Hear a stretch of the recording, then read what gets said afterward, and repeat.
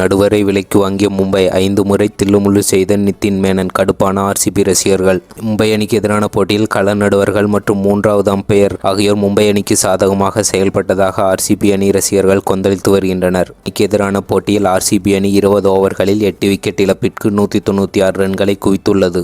சிறப்பாக விளையாடிய Faf to Plessis 40 பந்துகளில் 61 ரன்களும், தினேஷ் கார்த்திக் 23 பந்துகளில் 53 ரன்களும், ரஜத் பண்டிதர் 26 பந்துகளில் 50 ரன்களும் சேர்த்து அசத்தினர். மும்பை அணி தரப்பில் நட்சத்திர வீரர் பும்ரா 4 ஓவர்கள் வீசி 21 ரன்கள் மட்டுமே விட்டுக் கொடுத்து 5 விக்கெட்டுகளை கைப்பற்றினார். இந்த போட்டியில் நடுவர்களின் செயல்பாடுகள் மும்பை அணிக்கு முழுக்க சாதகமாக இருந்தது அப்பட்டமாக தெரிந்தது.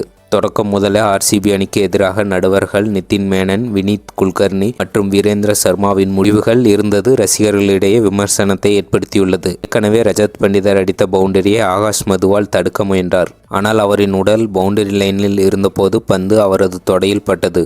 இதனை 3வது நடுவராக இருந்த நிதின் மேனன் பவுண்டரி இல்லை என்று தவறாக அறிவித்தார். தொடர்ந்து ஆகாஷ் மதுவால் வீசிய பந்து ஒய்டாக செல்ல அது கள நடுவரால் இல்லை என்று தெரிவிக்கப்பட்டது.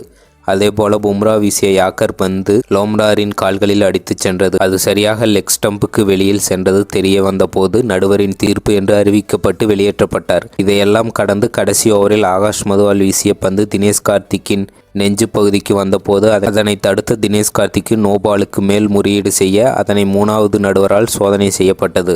அந்த பந்தின் டிஃப்ளெக்ஷன் மேலே சென்ற போது பந்து கீழே சென்றதாக டிஃப்ளெக்ஷன் காட்டப்பட்டது. இதனை பார்த்த விராட் கோலி பவுண்டரி லைனில் நின்ற நடுவர்களுடன் ஏன் நோபால் இல்லை என்று வாக்குவாதம் மேற்கொண்டார். அதன்பின் 3வது நடுவர் நோபால் இல்லை என்று அறிவித்தார். இதனை வர்ணியில் இருந்தவர்கள் நடுவர்களுக்கு இன்று மும்பை இந்தியன்ஸ் ஜெர்சியை அணிவித்து விடலாம் என்று கிண்டல் செய்தனர்.